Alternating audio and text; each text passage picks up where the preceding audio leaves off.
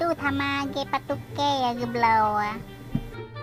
Nyawa tak keblom nak ni Garut hai mus. Han ko pati ke nya si atake ni ciu. Atak draw aku nyawa hai mus. Be ni ngak pengen ke ya. Tak jelas-jelas nyen i patuke warna kuning sama lu ke. Lupa pengen ke ka ngalah pikir urina ada kan urina jika aku tiga. Bit anak miat hana malay ipatuke begah patuka. Ai kak, nabi laju patukanya. Ben ko mo. Ai mus, nyolong patu draw abek begah patuka. Alah, patukanya. Ai mus bai, nyani patugo abek begah patuka. Ai patuka na lamari empat abek malema ke.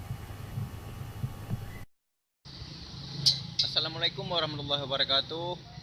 Baiklah semuanya pada penggemar video Bang Mus, yang kenyo kamu yang pegat video Bang Mus nyan, yang ke menanturinya wajah-wajah kamu yang pegat video Bang Mus, yang kenyo bang yang pakai baju biru nyo yang peran sebagai Bang Mus, dun tuan yang pakai baju hitam yang dun peran sebagai ayah Bang Mus yang tumbuna nah, yang area perut lagi hai anak hilo begah hilun panena.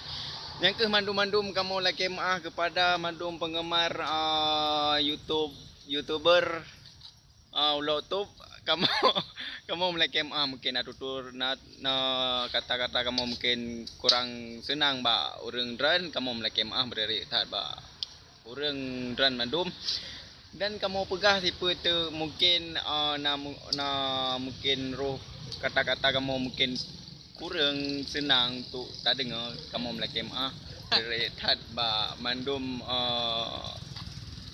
YouTuber yang na di Indonesia nyo maupun luar daerah, luar negeri je ke nah memang Aceh dah mah. Jadi mana kan YouTuber Aceh kan pulau ni sebetulnya kan tak pura-pura nya tak betul-betul tapi teke pegang hai lolaka jadi mana kan anak udah bergali